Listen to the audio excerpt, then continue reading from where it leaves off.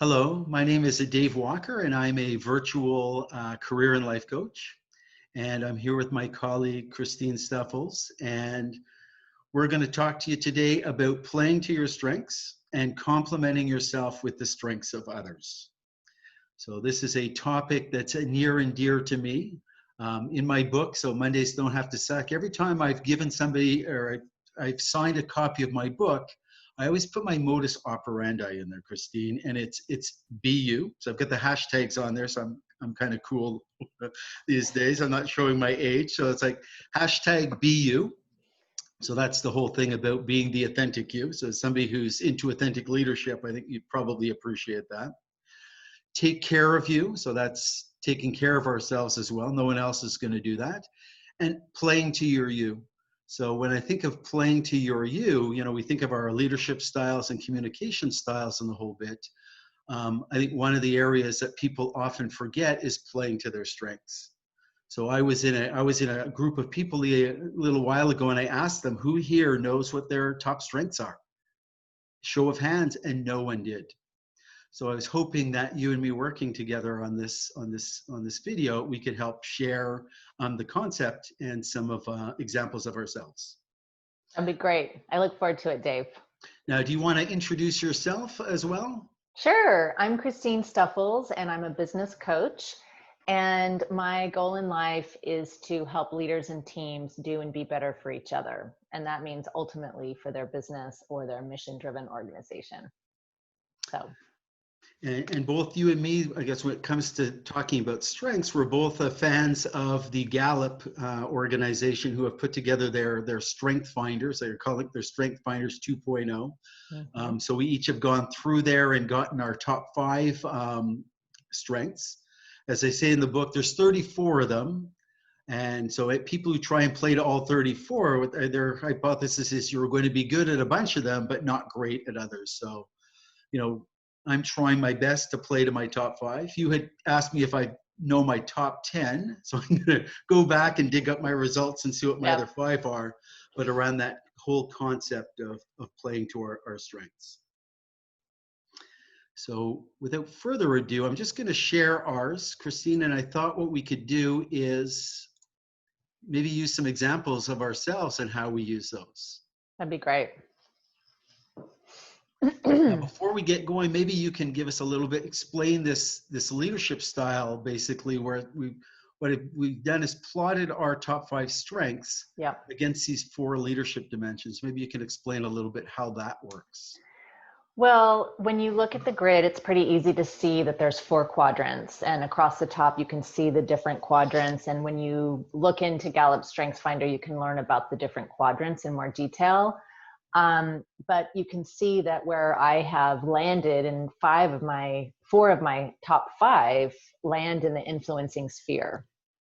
And so when I consider my strengths and how I work with leaders and teams, it's real important to me to establish trusting relationships with those folks immediately. And so I use my top strength of woo, which is really helping people feel immediately comfortable with me through questions, through listening, and then I can dive in and use my other strengths to help them really highlight what their focus is, where their gaps and opportunities are, and then using my activator and my maximizer to really roadmap and drive them to where they want to go as a team.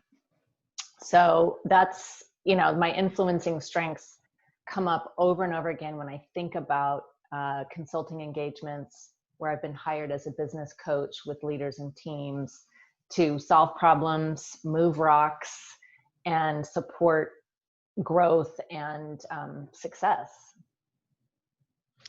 And if we look at this in the sense of a team, like I'm glad to have you as part of my team because you've got the influencing quadrant pretty well covered off. I've got the activator in there, which we have in common. Yeah. I guess when I think of my top 5 strengths, I think of it as a portfolio. Like I see them, they're linked. This is my portfolio of strengths. Yeah. So for me, under the strategic thinking, the ideation is probably the one that I'm spending most of my time on. like I've got ideas popping in my mind all the time. I'm writing them down on sticky notes. I'm emailing to myself. I've got them in books. They're all over the place. Yeah. And my other strength being input, which is being able to archive these, be able to connect all the dots with these. You know, I've got that part of my strengths, but then I've got the activator that is, you know, that the desire to go and make something happen that kind of comes back every once in a while and says, Dave, you know, enough ideas now, enough archiving. Let's get out there and let's start sharing some of those. So it's a good mix in the portfolio in that sense. Could I notice something about those top three under your strategic thinking? The way you've described them, I would think a real example of you focusing in on those top three strengths, playing to your strengths, is the publishing of your book. Would you agree with me? It's a good point you brought that up there. I think the activator, as I was going through writing my book, and it's about, you know, part of my journey and change Yep. journey, you know, I was doing a lot of processing. I think it was the activator who was saying, look, you're going to process for the rest of your life and then you're never going to get that book out there. So figure out a way to get that out there that allows you to connect with people. And I ended up actually writing it as a series of blogs. Each chapter I would share it as a blog. So very much so that activator has really helped that creative side of me go out there and share some of this stuff with people. Well, and back to your point about the portfolio, if you will, we can notice on the screen that we are missing there's a few gray areas. Do you want to highlight that, or would you like me to talk a little bit more about that? Well, you bring up a really good point. Go ahead and I'll share if I have anything I want to add. Great. Okay. So you can see that in relationship building, it's a gray box. So it appears that you and I don't cover any of the strengths in our top 5 that fall under the relationship building quadrant. Also, in executing, I don't have any strengths in the executing quadrant in my top 5, but you do. So if you looked at the two of us as a team, we're missing a few things when we're talking about our top strengths. So therefore, it would behoove us, if we were going to create a team of more people, to align ourselves with folks that might have some of their top 5 in those other quadrants, so that we really round out the portfolio of strengths. Would you agree? What is your reaction to that, Dave? No, absolutely. So I think, yeah, and I think there are organizations as a team building that the people will go out and they'll do, you don't have to get the book. You can go to the site and take the self-assessment. They'll do that. Yep. And they'll work in forming a team. So I think I'd kind of put up the help.